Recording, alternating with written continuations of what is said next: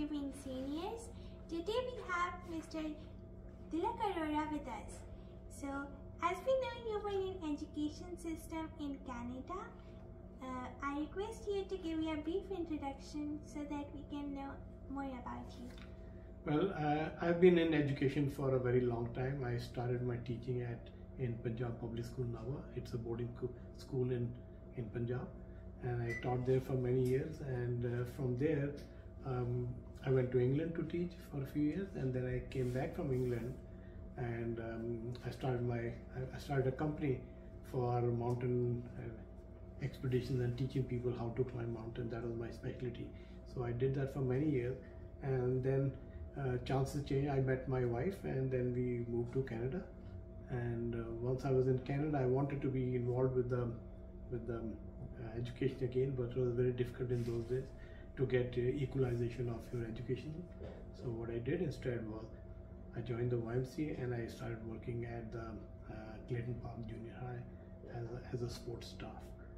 So I worked there for 2 years, and then luckily I got a chance to teach at the American International School in Hong Kong.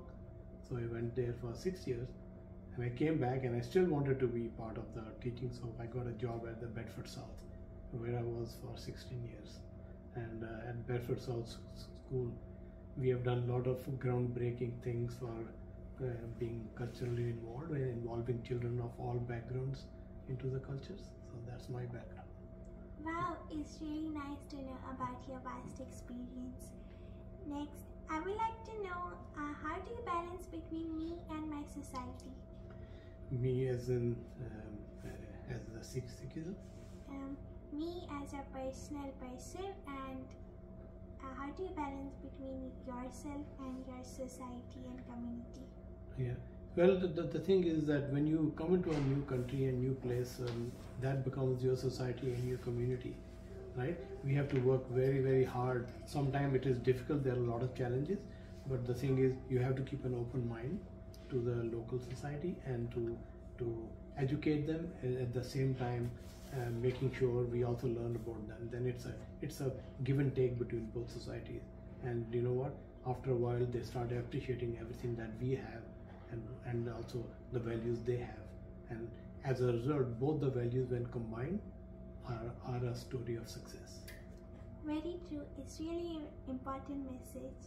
Now I'm curious to know about your journey to Canada. Well, it was how should I put it? I was, as I said, I had a company in India which used to do mountain climbing. We were the only specialization company that used to teach mountain climbing to foreign candidates, right? So I did that for many years, but then life changed, and I met my wife while I was there, and I made one or two trips to Canada.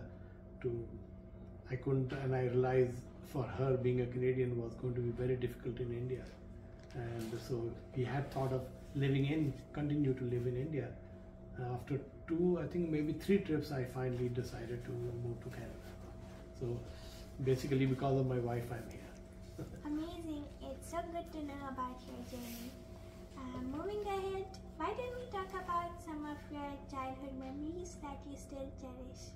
Well, so the thing was that my father was a doctor in the military, and he was one of the original doctor during the British days. So he got his commission in 1923, and so he was a doctor ever since.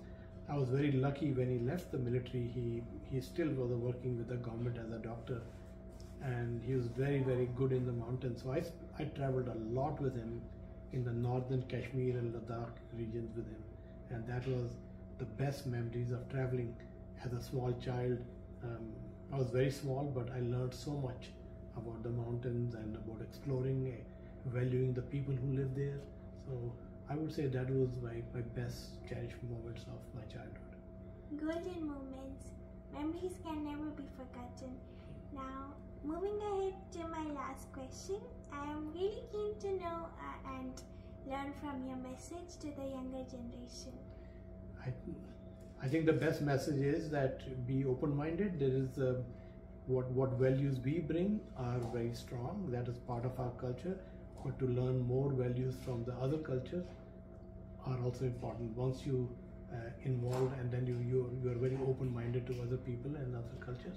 So we don't when we have our own values, they are so strong inside our system because that's how we grew up and we know that. But if we would be open-minded to other cultures and other values, then we become richer in mind and in our approach to people. Surely it's really an important and necessary message. Thank you for your inspiring message and spending your time with us. Thank you so much. You're welcome. I think thank you for doing this, and you learned something about me and I learned something about you. Thank you. Okay, take care. Bye.